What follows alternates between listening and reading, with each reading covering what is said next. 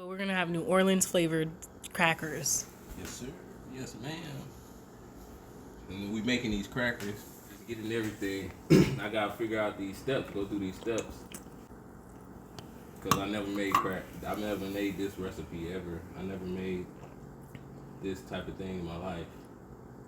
But I won't let that hold me back from doing it. Adding about half a tablespoon of cayenne for that flavor. I already threw in the salt earlier. Got a cup of cheddar cheese. Already finally thickly shredded for me. Parmesan. I'm just gonna go at it until I feel like it had enough Parmesan. I like the flavor of Parmesan. It's very powerful though, so you don't want to use too much. Still want to taste a little bit of the dough from the cracker. So we got our cheese in there mixed with our salt and our cayenne.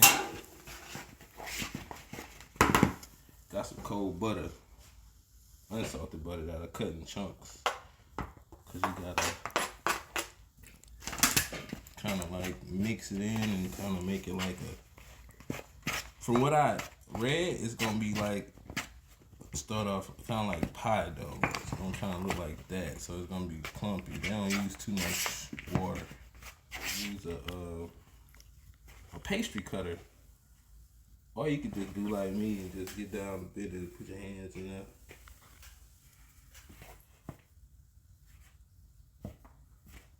I'm at home, so we use these hands. In the professional kitchen, I have on gloves. But if I was doing something for somebody party or something, I have on gloves. But we right at home. No biggie. Now that we cut the butter into the dough. Oh my goodness, I lost my tablespoon. Rinse my hands off a little bit. Found it.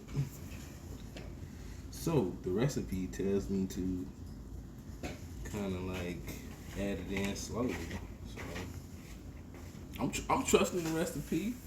Hopefully they got my back. Some of them recipes on the internet. Whew, I don't know how they got published.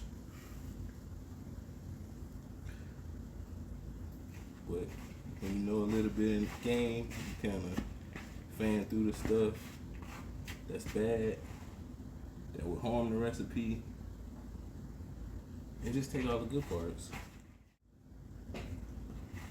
They say add it a teaspoon at a time. I promise you, if I could add it all at one time, just mix it together, I'd just do that. But it's my first time, so I don't want to mess nothing up. Supposed to keep putting water, a tablespoon of water in it at a time. Good food takes time too. Yep. Good food, yeah, definitely takes time. It has to start coming together a little bit to where it's not sticky.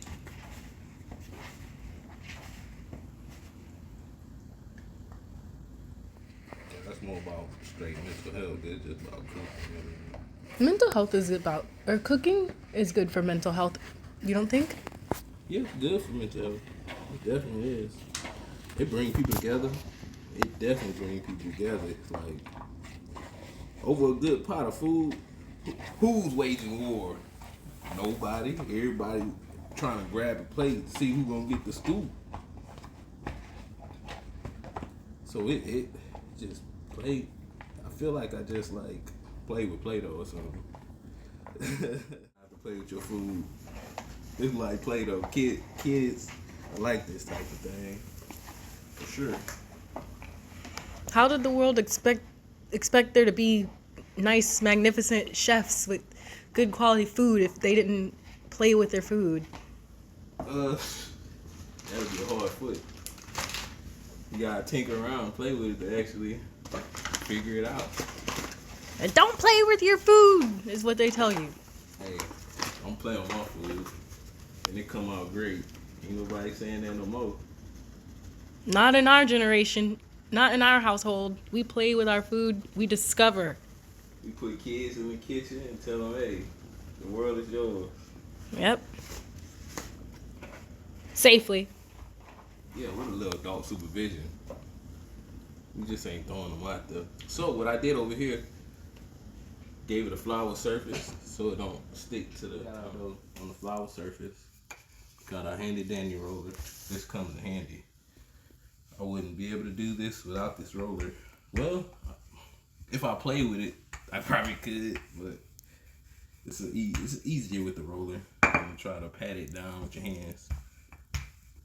Cause the dough gets sticky. Your hands warming up the butter.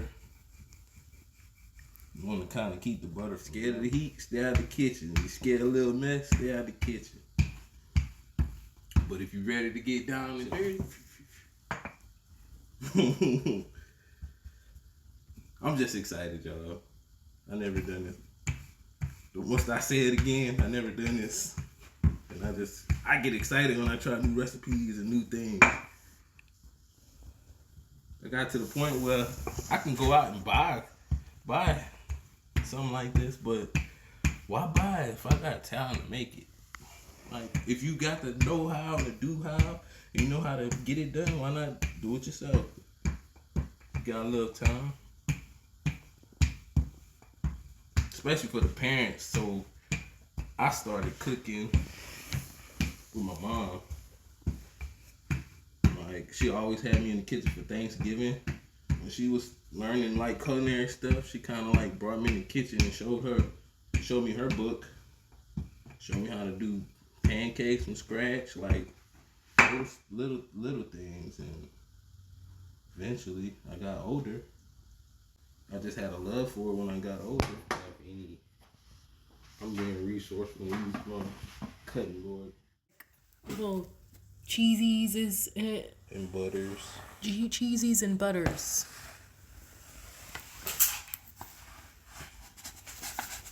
Excellent way to start your day. Cheesies and butters. Now you let the dough chill in the refrigerator for about 30 minutes.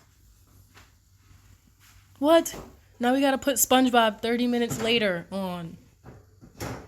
A few moments later.